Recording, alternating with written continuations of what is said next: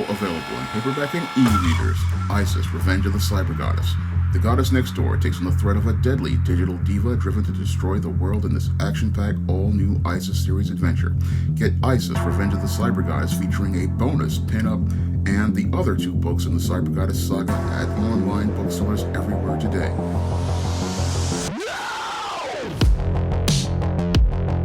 Hi everyone, it's Sean here with a comic review video.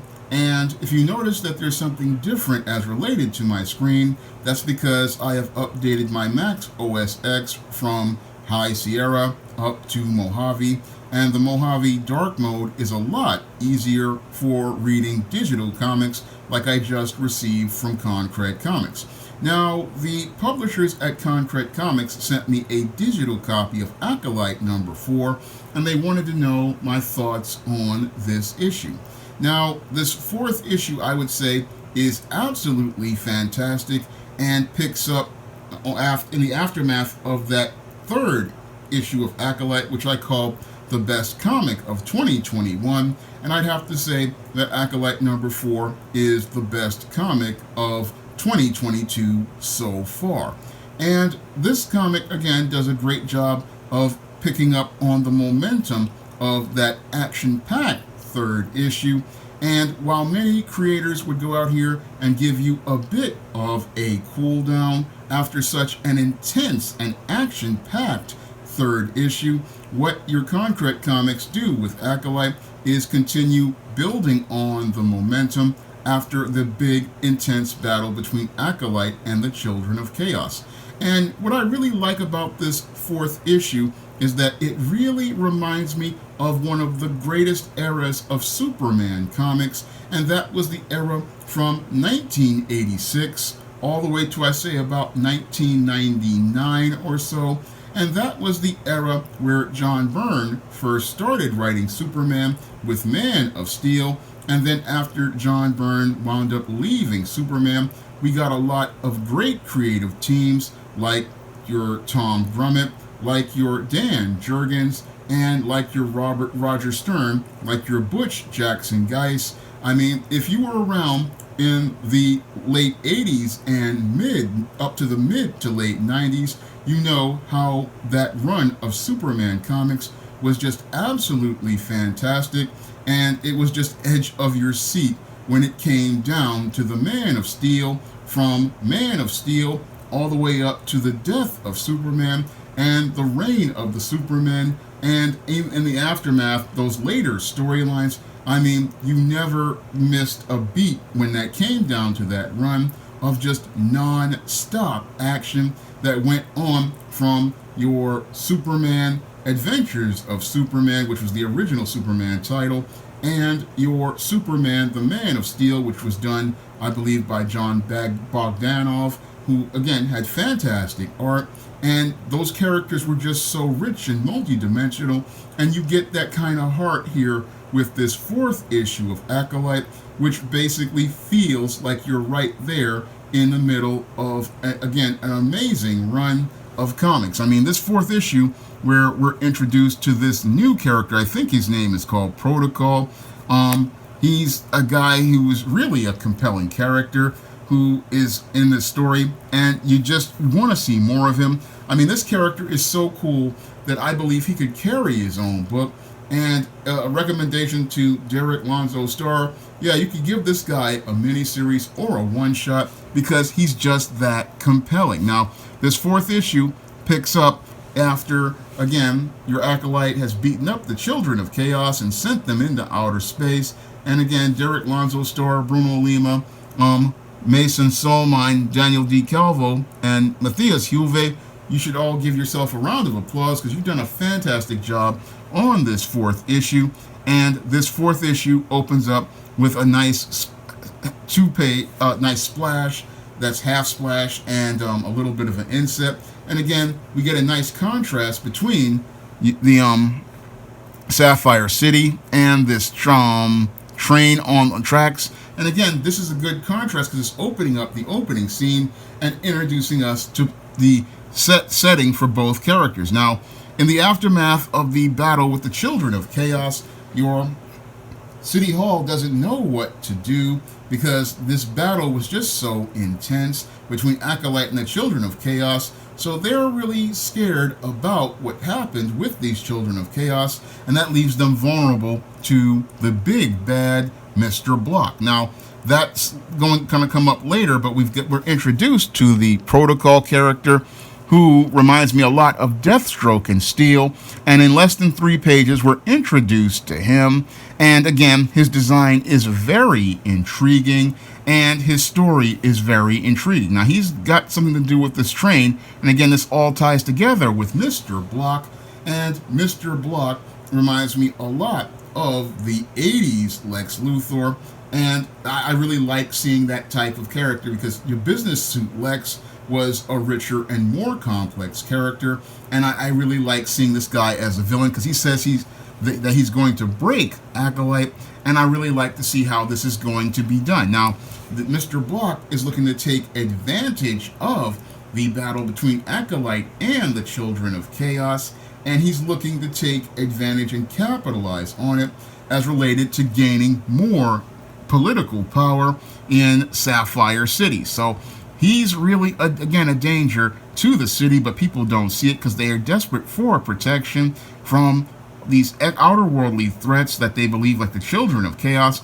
So you've got your Block, and he's got his Block bots, and these Block bots are not the kind that go on social media and keep people from replying to social justice warriors. But these Block bots are supposed to be a line of defense that Mr. Block is using to go get power, but he's in his quest to get power, he's setting up to be a major roadblock for Sapphire City, and he's setting up to be a major threat to Akolyte. Now, what I really like about Block is that he's like a chess player, and he's making chess moves as related to Akolyte, and again, this is a nice contrast to what's going on, and I like the pacing of this comic because we got Protocol in action on this train as related to Block, and we've also got this Project Behemoth, which seems like a major scheme.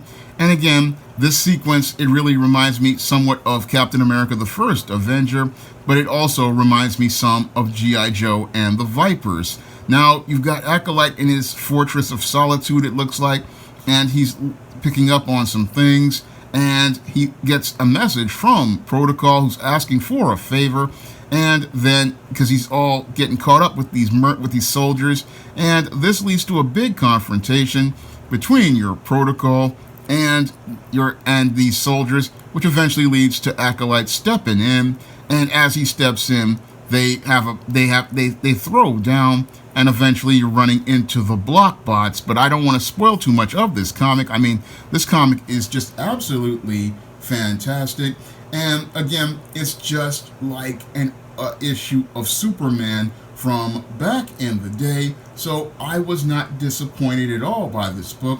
I absolutely love everything about the storyline. I love everything about the pacing. I love everything about the character development. I mean, everything builds up so nicely in Akolyte, and it feels like a powerful comic. I mean, this comic blows the doors off Milestone's Icon, and if anybody watched my previous video where I talked about Milestone's Icon, we all saw how he was just completely punked in Blood Syndicate number 5, but I doubt that's going to happen to Akolyte, because if Akolyte threw down with the Blood Syndicate, they would be mopping up body parts all over Paris Island. I mean, I like Akolyte because he's got a lot more confidence than Icon, and the whole thing is that he comes across as somebody who's really secure in himself and has a lot of swagger. And on the last page, he talks about the whole artifact that's in outer space, and he's getting ready for round 2 with the Children of Chaos and their boss. I don't want to spoil too much of the comic, but the whole thing is he acts like a man, and he acts like a man who is sure and confident in himself, and he acts like a man who is ready to go out here and take care of business, whether it's in his alter ego or being the son of a Supreme. he's got that confidence, and that's one of the things I like about this comic, is that Akolyte is coming across as a strong image of black manhood and black masculinity, and that's one of the things I like about Concrete Comics overall, is that the black male heroes act like strong, masculine men, and these guys are strong and secure in their manhood, and they're not afraid to stand up and be men and do what Akolyte does here, looking out for his boy, and then also going out here and looking to protect the earth, and he's willing to do what needs to be done. And again, this is what a hero used to be all about back in the 90s. I mean, this is how people used to write Superman, but Akolyte takes it to the next level. And again, this is a comic I can highly recommend, and I definitely urge you to go out here and get the 4th issue of Akolyte, and head over to concretecomics.com to get not only that 4th issue. If you haven't gotten the previous issues, you need to get the entire run of this book, because this one is gonna be a classic, and you don't want to miss out on Akolyte. Again, this is the Superman for the 21st century. I mean, if Superman were written like this, Superman would be flying off the shelf. But in today's, it's like this is again the best comic I have read in so far this year. And again, just absolutely well done comic, absolutely fantastic comic. And again, you will enjoy Akolyte number 4. And again, this is what we used to buy back in the 90s and in the late 80s on the shelf with Superman. And if you want to go out here and get, again, an absolutely fantastic comic, you got to get your Akolyte from Concrete Comics. I mean, head over to concretecomics.com right now and get your copy, whether it be paper or digital, ASAP. Now, if you want to pick up some of my comics, like Esteem No Good Deed, you can find that on Kindle for 99 cents. And I'm hoping to get John Haynes at Death's Store to do a platform if I don't do a Second Chance Indiegogo soon. So I'm hoping to get John Haynes out there soon. But until then, you can pick up Esteem No Good Deed for 99 cents on Kindle. And you can pick up my action-packed fantasy fiction like the ISIS series, the Esteem series, the John Haynes series, and the books of the Spinsterella trilogy, and my other novels like Eternal Night and The Thetas. You can find all those books on Amazon.com in paperback and Kindle format. You can also find them on Smashwords, the iBook Store, and Google Play. And if you want to see me be able to go out here and support independent publishers like Concrete Comics, and be able to support their Kickstarters and be able to help them get more of their books to the marketplace, you can donate to my Patreon, my PayPal, or my Cash App by clicking the links in the description box. That's all I have to say for this video. You can comment, rate, and subscribe. Now available in paperback and Kindle, Vampires Stalk the Darkness of the Eternal Night. Get your copy of Eternal Night in paperback and Kindle on Amazon.com.